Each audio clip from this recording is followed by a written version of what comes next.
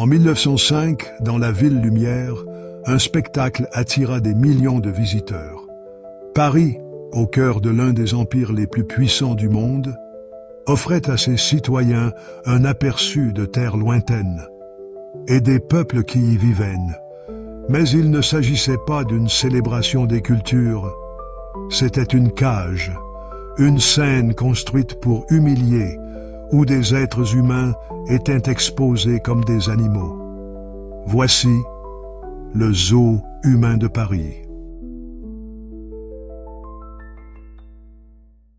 Au tournant du XXe siècle, la France régnait sur un empire de plus de 11 millions de kilomètres carrés, du Sénégal au Vietnam, de l'Algérie à la Nouvelle-Calédonie. Avec cet empire venait une idée, que les Européens représentaient le sommet de la civilisation et que le reste du monde existait pour être étudié, gouverné et montré.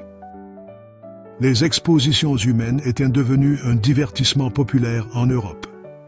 À Paris, Berlin, Londres, des sujets coloniaux étaient amenés à des milliers de kilomètres pour jouer leur vie quotidienne devant des foules curieuses.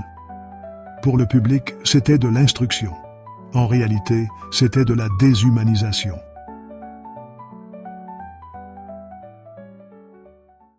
Le jardin d'acclimatation, conçu à l'origine comme jardin botanique et zoo, devint la scène de la grande vitrine coloniale française. Pendant plusieurs mois, il fut transformé en un patchwork de villages, huttes sénégalaises, marchés anamites du Vietnam, maisons kanak de Nouvelle-Calédonie. Des hommes, des femmes et des enfants venus de tout l'Empire furent amenés ici. Certains se portèrent volontaires, séduits par des promesses de salaire et de voyage. D'autres n'eurent guère le choix. Une fois à Paris, ils étaient logés dans des conditions exiguës, vêtus de costumes choisis par les organisateurs et contraints de suivre un scénario, cuisiner, danser, tisser, sur commande, pendant des heures chaque jour.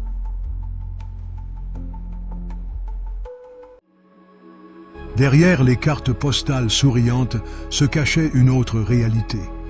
Les participants étaient constamment surveillés, avec une liberté de mouvement limitée. La nourriture était basique, les soins médicaux quasi inexistants. En hiver, certains tombèrent malades du froid.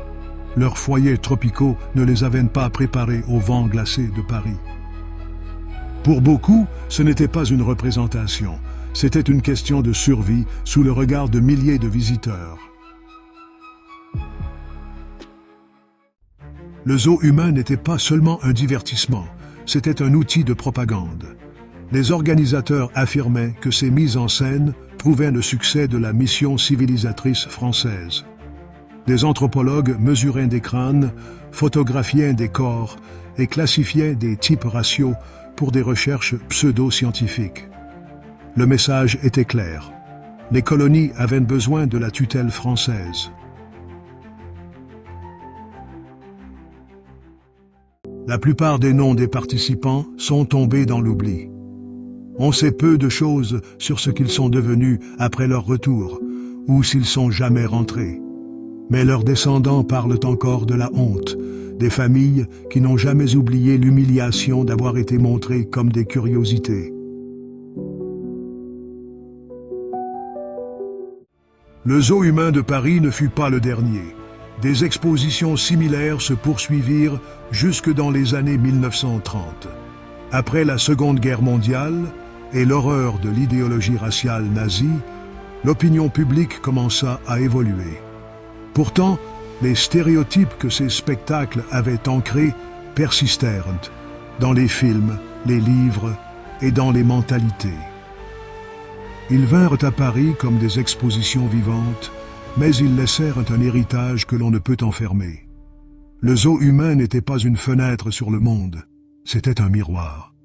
Et ce qu'il reflétait, c'était la face la plus sombre de ceux qui l'avaient bâti.